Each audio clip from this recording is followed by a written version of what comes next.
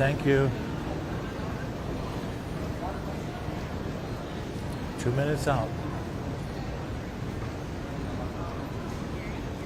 Yeah, you see, get me live too.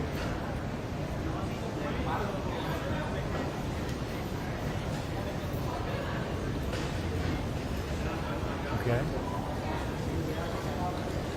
All right. I don't know. Let me ask Michelle. Michelle, is she the spokesperson?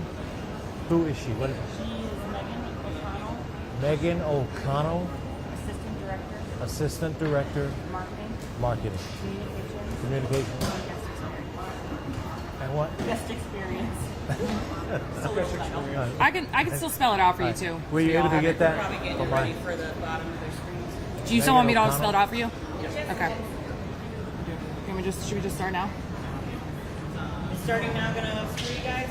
Communications. You want to wait? Yeah. Everybody Here we good? go. Will you need me Ready? after her or no? All right.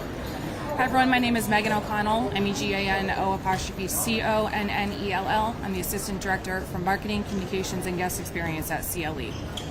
I want to reassure the traveling public that between our airport team, TSA, airline partners, and other airport employees, we have an incredible group of dedicated people committed to providing every guest with a smooth, safe, and efficient experience while traveling through CLE. While CLE is not currently included in the FAA's list of airports impacted by air traffic capacity constraints, airline schedule reductions may still affect flights here.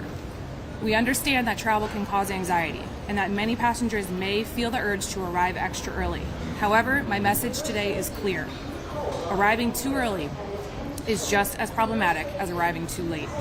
It can lead to additional congestion in security lines, gate areas, and parking facilities, ultimately disrupting the flow of operations for flights departing before yours. The 4 a.m. to 7 a.m. window is our busiest bank of flights, and this has been true for many years. If your flight departs after 7 a.m., we ask that you do not arrive more than 2 hours early to avoid adding to the early morning rush. Please help us maintain an efficient experience for everyone by arriving at the appropriate time. At this time, we continue to recommend that passengers arrive 2 hours before domestic flights and 3 hours before international flights. This schedule provides the best balance for a stress-free process without overcrowding the terminal. We also strongly recommend all guests remain diligent about checking the status of their flights directly with their airline before coming to the airport. In addition, you can view the live status of our TSA checkpoints at clevelandairport.com to help plan your arrival more accurately. We encourage everyone to follow us on social media for the latest updates and information from the airport. Finally, we strongly recommend downloading your airline's mobile app for real-time updates on flight status, gate changes, and potential delays. If you have family members or friends who don't regularly use technology, please encourage them to check in with their airline or rely on you to help them stay informed before they travel. Staying up to date is one of the best ways to ensure a smooth and worry-free travel day for everyone. And happy to take questions. Something after this.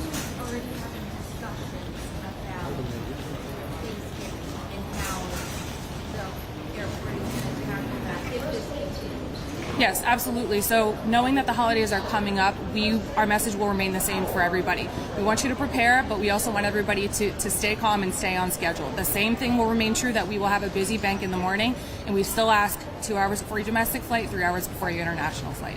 No. So you all really haven't seen any impact since the government shut down 38 days ago? We have not seen any major impacts from an air traffic perspective, as well as a staffing perspective. There are some call-outs here and there, but as I mentioned at the beginning, we truly have a really dedicated group of people here that are committed to ensuring that it's a smooth and safe travel process for everybody. Have you seen travel?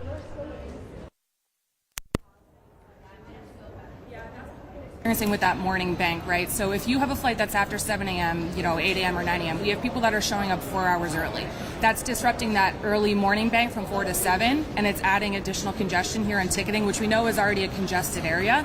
So that's why we want to get this message out loud and clear that if you are flying after 7 a.m., please continue to arrive 2 hours before your flight so as not to add to that morning rush.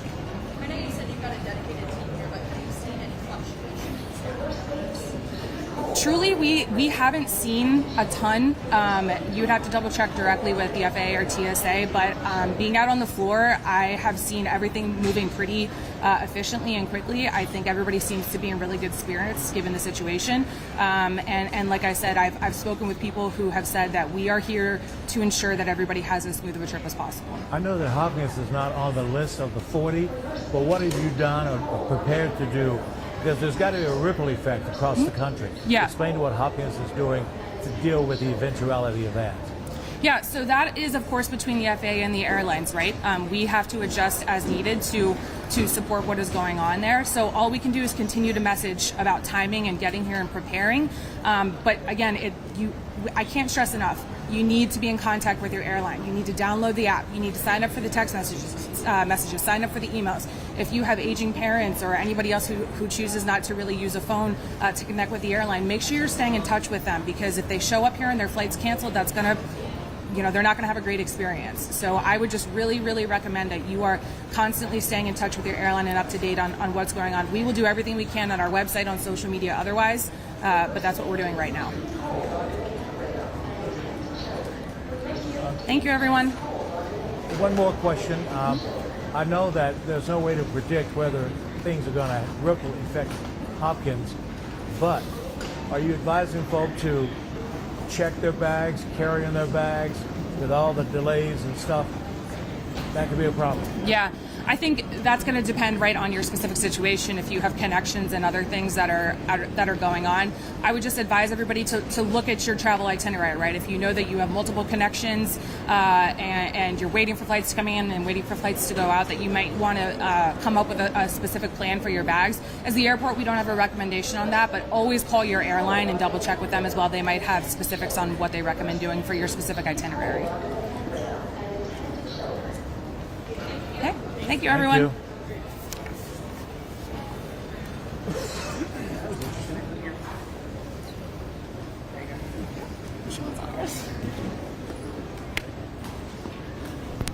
Thank you.